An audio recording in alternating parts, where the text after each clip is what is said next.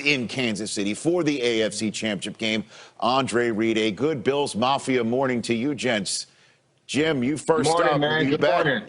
Jim, you first up. Jim, what does this mean, this run mean? Walk me through what this means to you and everybody else in Western New York. Well, it brings back memories, all good memories, of course, except for the last game. But just how excited the fans were, and that's the only thing that bums me out right now because they've been waiting so long to be able to watch games right here at home. And, of course, everybody knows we were only allowed to have 6,700 fans in the stadium. But more importantly, for the Buffalo Bills community, this is huge. I mean, no matter where you go, that's all they talk about. No matter where you drive, the flags outside the cars or people beeping the horn. So it's almost like we've already been there. We've already won it, even though we know we have to wait. But it's awesome.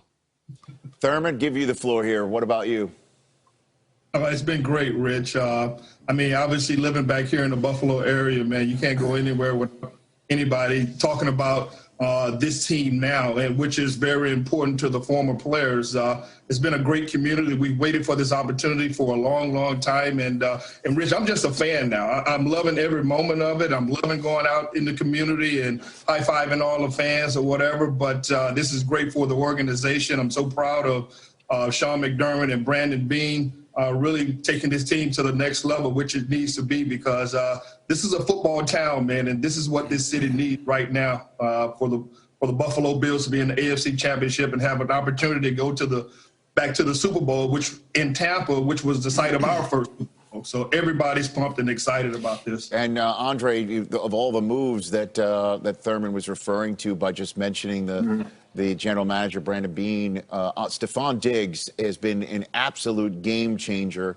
I wonder what you think of his season and his ability to win the day today there in Kansas City. Yeah, just phenomenal, I think. And Thurman put it, exactly how it should be put. I mean, Brandon Beane has done such a great job. Sean McDermott, when he came 4 years ago, said that he was going to change the culture of this team, and he did.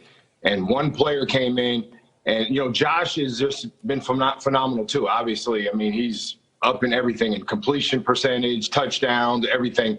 But he needed that guy that can take him over the top, and that was Stephon. And just watching him and how he plays, confident, gets 50-50 balls, runs great routes, and he makes Cole Beasley, Gabriel Davis, he makes John Brown, he makes everybody else better around him, and looking forward to seeing him today doing the same thing. And Thurman put it, again, 25 years since we've been in the AFC Championship, 25 years since we won the AFC East. We win today. We go back to Tampa. It's been 30-plus years since we've been to Tampa in the first Super Bowl. So there's a first for a lot of reasons, and this team has done great all year, and they deserve it. Well, I just wanted to give you guys some time here to say what you wanted to say about Bills Mafia, about this team, about how all the good, warm, and fuzzy feelings that they're engendering in Western New York and across the Bills Mafia Nation. I wanted to give you that before I welcome in my NFL Game Day morning colleague, Michael Irvin. Michael? Yeah, well, I just wanted to what was that, Rich? And I just want to come on and tell the guys that I've enjoyed all of those moments, man. And, in that next game, when we had that next game, and even that first moment, when that Leon Lett situation. You guys remember that Leon Lett situation, right? With Don Beebe right here. Remember that. Oh, my God. This was I thought showed the type of team that these guys had. Great hustle, never quit, always fought, man. Because this right here, Don Beebe, that was a big moment right there. That stopped us from breaking a record right there with most points scored in the Super Bowl. Geez. So but it did. But it did. It did. I just say. Wow. No, guys, listen, I'm so happy. I'm so happy for you guys. Let them talk. What I have nothing to say. I have absolutely nothing to say. I'm speechless right now. But it is our time right now. It is not the Dallas Cowboys time right now. That's the goal. It is over. Hey, that's a good comeback right there. See, you're here. And we're gonna, hey, Mike, we're gonna see you again Well, now soon you know anyway, what so we're it going through doesn't every matter. day and all these matches with Thurman and Bruce and Andre and all that. Every day, group texting. Sometimes I just shut my phone off. I'm like, you guys are wackadoodles, but I love it. Michael, you know it's all about you when it comes down to it, but thanks for rubbing it in just a little bit too much. But payback, we'll get you.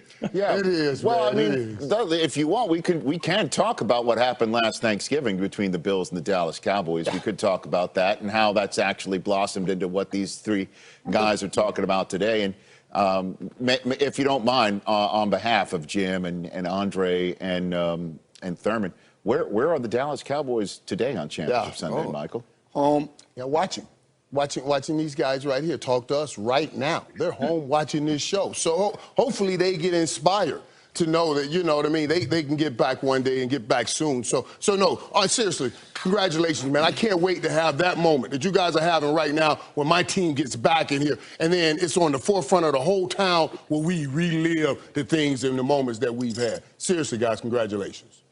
Appreciate it, Mike. Appreciate it, man. Appreciate it, bro. And let's just, before we go, talk about Josh Allen. Give all three of you guys the floor here on him. And Jim, your relationship with him and how he is just in year 3 blossomed, and just as really as we're going to learn, if you don't already know, later on this program, when I have a one-on-one conversation with him, well, just what a great kid he is, just a real good person deep down. Jim? Yeah, there's no doubt. I mean, the first time I met him, I went over to practice, and it was right after I got out of the hospital from my cancer, and I just wanted to go over and see what they have. And when I went over, just watching his leadership from day one. I mean, and Andre knows this, and Thurman does too, but when that quarterback and receivers have such a good relationship, when you talk over things, Let's talk about who needs. He will be later. Yeah, later.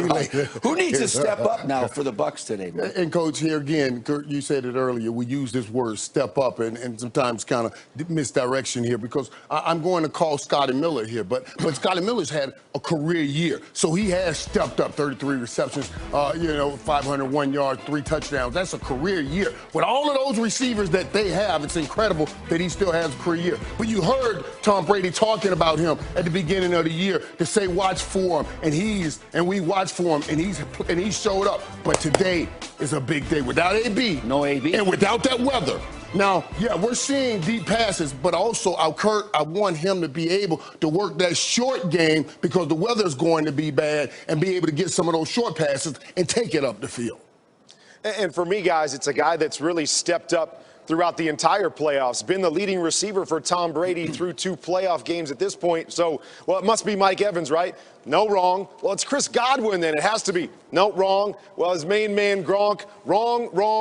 It's the other tight end in Cameron Brate who has led them through the first 2 games of the playoffs. And oftentimes when you're focusing on all those big-time players on the outside, the other guys get lost a little bit, the Scotty Millers, the Cameron Brate. So pay attention to this guy, especially in the red zone. He's going to have to step up once again for Tom Brady. All right, well, I'm going to go with the running backs because they got a heck of a running back group, right? Well, they went out early and got another one in Leonard Fournette. Man, they had a stable of running backs. And you know what? You're going to need depth at some point. Ronald Jones gets hurt for the playoffs. Enter Leonard Fournette. All right, and you know what? This guy against Washington, he had 132 scrimmage yards, way to go. And then the next playoff game against the Saints, he had 107 scrimmage yards. Now, they're going to get Ronald Jones back today a little bit, but he's gimpy. So Leonard Fournette is going to figure in to mix in there. He might get another 100. We'll wait and see. In fact, Joe Buck came up with a great nickname, Rich.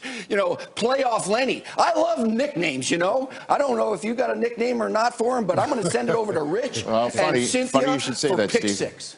Did Joe really come up with that? Is that or did somebody told you that? Somebody told me that. Okay, just wondering. Just wondering. Speaking of nicknames, I'm going to give one to Josh Allen later on, and he's going to accept it. Fact. Hashtag Hello, Cynthia Freeland. Good to see you. Hello. Cynthia Freeland with some pick six, meaning some information that we can all use going into the NFC Championship game with your projection for Chris Godwin, for starters. He is my top Bucs receiver with 5 receptions and 71 receiving yards projected. Now, with Antonio Brown being out, that does shift things a little bit, but it doesn't really touch Chris Godwin, and it also doesn't touch Mike Evans, who's my second projection, also 5 receptions, 64 yards. Between the two of them, it's likely 1 touchdown, but it is unclear which one.